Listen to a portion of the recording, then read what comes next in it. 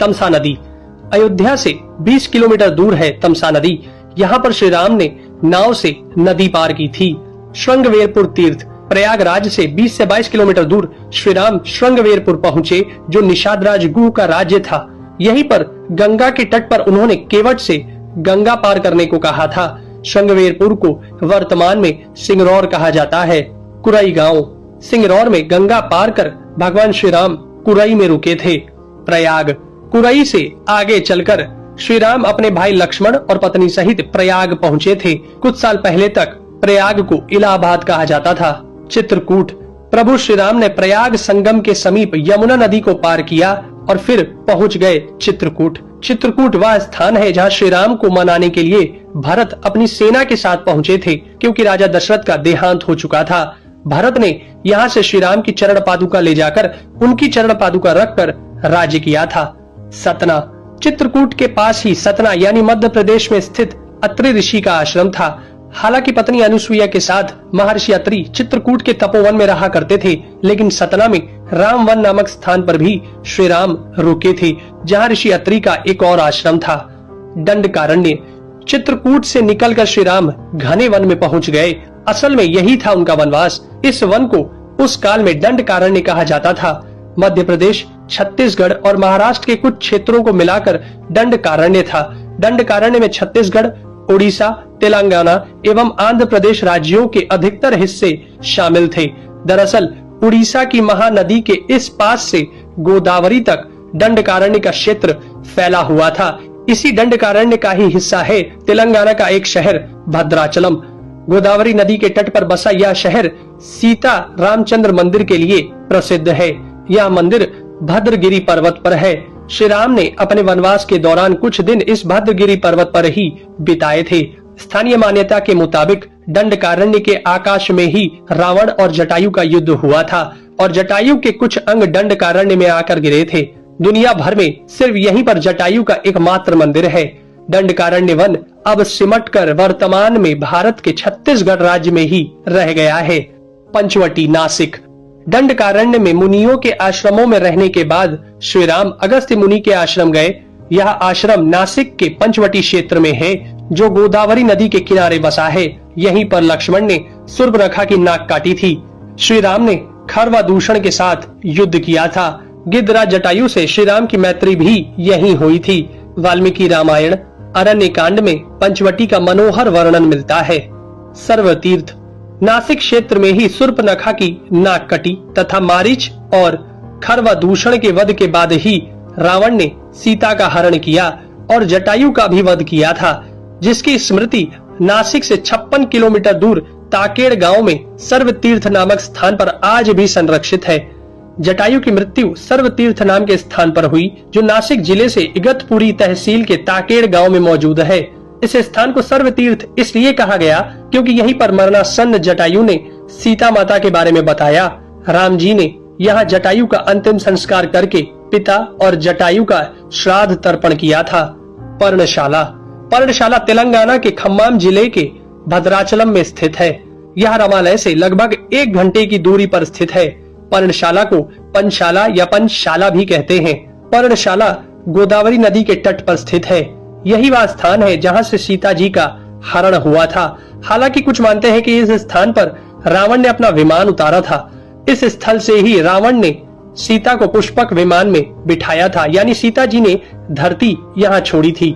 इसी से वास्तविक हरण का स्थल यह माना जाता है। यहाँ पर राम सीता का प्राचीन मंदिर है।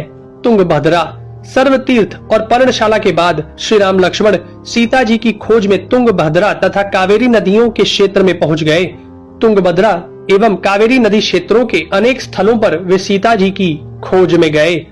शबरी का आश्रम, श्री राम और लक्ष्मण सीता की खोज में तुंगभद्रा और कावेरी नदी को पार करते हुए चल दिए। जटायु और कबंध से मिलने के पश्चात वे ऋषिमुख पर्वत पहुंचे।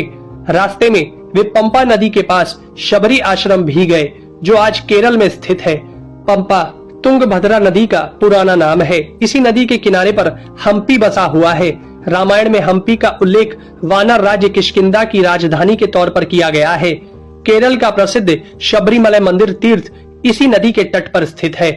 ऋषिमुख पर्वत, मलय पर्वत और चंदन वनों को पार करते हुए वे ऋष्यमुख पर्वत की ओर बढ़े। यहाँ श्री राम ने हनुमान और सुग्रीव से भेंट की, सीता जी के आभूषणों को देखा और बाली का वध किया। ऋष्यमुख पर्वत वाल्मीकि रामायण में वर्णित वानरों की राजधानी किष्किंधा के निकट स्थित था। ऋष्यमुख पर्वत तथा किष्किंधा नगर कर्नाटक के हम्पी जिला बेल्लारी में स्थित है। पास की पहाड़ी को मतंग पर्वत माना जाता है। इसी पर्वत पर मतंग ऋषि का आश्रम था जो हनुमान जी के गुरु थे। कोडिकरई। हनुमान और सुग्रीव से मिलने के बाद श्री राम ने वानर सेना का गठन किया और लंका की ओर चल पड़े। तमिलनाडु की एक लंबी तट रेखा जो लगभग 1000 किलोमीटर तक विस्तारित है। कोडिकरई समुद्र तट वेलांकनी के दक्षिण में स्थित है, जो पूर्व में बंगाल की खाड़ी और दक्षिण में पाल्क स्ट्रेट से घिरा हुआ है। यहाँ श्री राम की सेना ने पड़ाव डाला और श्री राम ने अपनी सेना को कोडिकरई में एकत्रित कर विचार विमर्श किया, लेकिन श्री राम की सेना ने उस स्थान के सर्वेक्षण के बाद जाना कि यहाँ से समुद्र को पार नहीं किया जा सकता और यह स्थान पुल बनाने के लिए उचित भी नहीं है। तब श्री राम की सेना ने रामेश्वरम की ओर कूच किया। रामेश्वरम समुद्र तट एक शांत समुद्र तट है और यहाँ का छिछला पानी तैरने और सन बाथिंग के लिए आदर्श है। रामेश्वरम प्रसिद्ध सनातन तीर्थ केंद्र है। भगवान श्री राम ने लंका पर चढ़ाई करने के पहले यहाँ भगवान शिव की पूजा की थी। रामेश्वरम का शिवलिंग श्री राम द्वारा स्थापित शिवलिंग है। धनुषकोडी या धनुषकोटी। 3 दिन की खोजबीन के बाद श्री राम ने रामेश्वरम के आगे समुद्र में वह स्थान ढूंढ निकाला जहाँ से आसानी से श्रीलंका पहुँचा जा सकता हो। उन्होंने नल और नील की मदद से उक्त स्थान से लंका तक का पुनर्निर्माण करने का फैसला लिया। धनुषकोडी भारत के तमिलनाडु राज्य के पूर्वी तट पर रामेश्वरम द्वीप के दक्षिणी किनारे पर स्थित एक गांव है। धनुषकोडी पनबन के दक्षिण पूर्व में स्थित है। धनुषकोडी श्रीलंका में तलेमन्नार से करीब 18 मील पश्चिम में है। इसका नाम धनुषकोडी इसलिए है कि यहाँ से श्रीलंका तक वानर सेना के माध्यम से नल और नील ने जो पुल यानी राम सेतु बनाया था, उसका आकार मार्ग धनुष के समान ही है। इन पूरे इलाकों को मन्नार समुद्री क्षेत्र के अंतर्गत माना जाता है। धनुषकोडी ही भारत और श्रीलंका के बीच एकमात्र स्थलीय सीमा है जहां समुद्र नदी की गहराई जितना है, जिसमें कहीं कहीं भूमि नजर आती है। नुवारा एलिया पर्वत श्रृंखला। वाल्मीकि रामायण के अनुसार श्रीलंका के मध्य में रावण का महल था। नुवारा एलिया पहाड़ियों से लगभग 90 किलोमीटर दूर बांद्रवेला की तरफ मध्य लंका की ऊंची पहाड़ियों के बीचों बीच सुरंगों तथा गुफाओं के भंवर जाल मिलते हैं। यहाँ ऐसे कई पुरातात्विक अवशेष मिलते हैं जिनकी कार्बन डेंटिंग से इनका काल निकाला गया है। श्रीलंका में नुवारा एलिया पहाड़ियों के आसपास स्थित रावण फॉल, रावण गुफाएं, अशोक वाटिका, खंडहर हो चुके विभीषण के महल आदि की पुरातात्विक जांच से इनके रामायण काल के होने की पुष्टि होती है। आजकल भी इन स्थानों की भौगोलिक विशेषताएं, जीव, वनस्पति तथा स्मारक आदि बिल्कुल वैसे ही हैं जैसे कि रामायण में वर्णित किए गए हैं।